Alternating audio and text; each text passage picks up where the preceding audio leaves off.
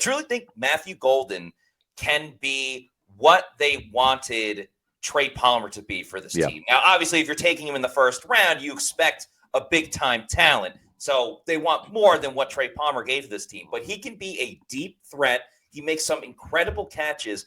And I love the way that he just kind of floats in the air sometimes when he's attacking the ball. So obviously you want to be ahead of the defender when you're going deep down the field. And he's not just a deep ball threat either, but he's got that speed that the Bucs want that can just take a top off of a defense. And the Bucs have been kind of hit and miss with having that guy. They wanted it with Deshaun Jackson, but he didn't have the chemistry with Jameis Winston. He had it with Ryan Fitzpatrick, but that was only for a couple of games.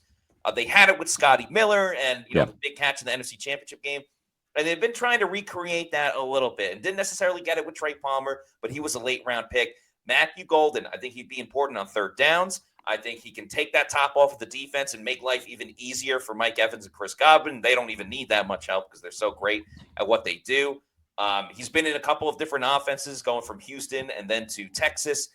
So I just think there's a lot of different things he can do creatively for this team. Speed, incredible catches, important on third down. And again, his ability to track the ball in the air, stay high in the air, almost float. It's a bit mesmerizing. It's not the one reason why you should draft a player, but I really like his athleticism. Yeah, and the thing, too, is he's 5'11", 191, but he plays bigger than that, doesn't he? He does, so much. Doesn't he seem like he's like 6'2", right? The way he goes up for the ball and all of that. But yeah, and the thing is, he brings just the element that's missing, that speed, just that raw speed of 4.29, right? He was fastest guy at the combine in terms of wide receivers. And you look at this wide receiving core, and I'm a big believer in having a lot of diversity at wide receiver, having different guys, right? You have Mike Evans, who's 6'5", you have Chris Godwin, who's 6'1". Mike is the Skywalker, the guy that can go up there and snatch balls like he rebounds, right?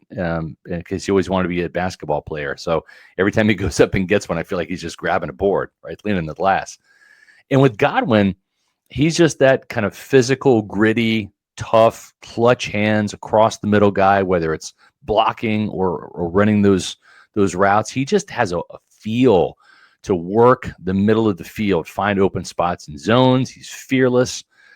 And so he brings an element of toughness to this wide receiving core. Then you got a guy like Jalen McMillan, who has a little bit of sneaky explosiveness about him, right? As an outside wide receiver.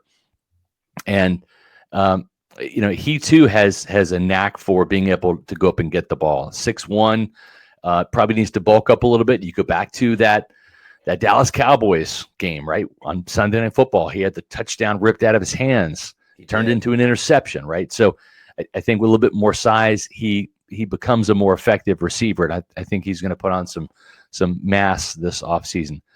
But you mentioned Matthew Golden, and he brings that speed that neither Evans nor Godwin nor McMillan has, just that ability to burn and go deep. And like you said, he would kind of be that replacement for Trey Palmer. The second guy on the list that I happen to like is Luther Burden. And just because I've watched some Missouri games, I remember when he shredded my Kansas State Wildcats when they upset K-State in Missouri 2 years ago. And that was really the first time that he was on my radar. And holy smokes, this guy had a fantastic season in 2023. He ended up having 86 catches for 1,212 yards, averaged 14.1 yards per catch, and also had found the end zone 9 times. Now, he only had 6 touchdowns last year. His numbers were down, 61 catches, 676 yards. It really wasn't Luther Burden's fault. The quarterback play, Brady Cook, just did not have the same season. There were some protection issues up front. Missouri's offense just was not as explosive as it was the previous year. But this guy can separate. He's got some decent size to him. He's 6', 206, so more like Chris Godwin. 4.41 speed, very similar to Godwin.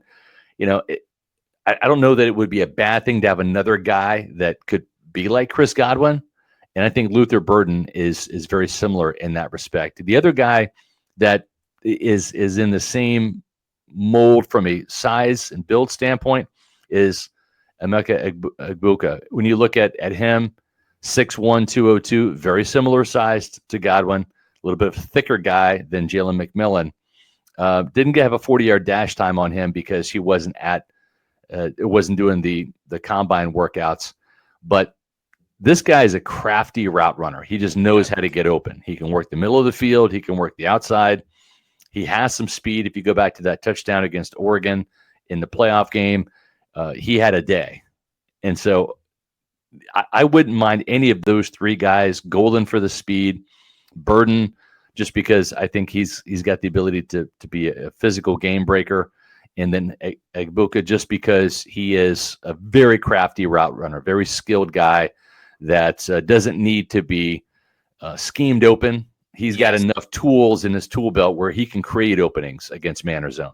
Yeah, I'm a big fan of Egbuka as well. He's so technically sound, which I think is so important when you make that jump from college football to the NFL. And he's one of those guys when you watch Ohio State games, and of course they were on all the time. They're the national champions.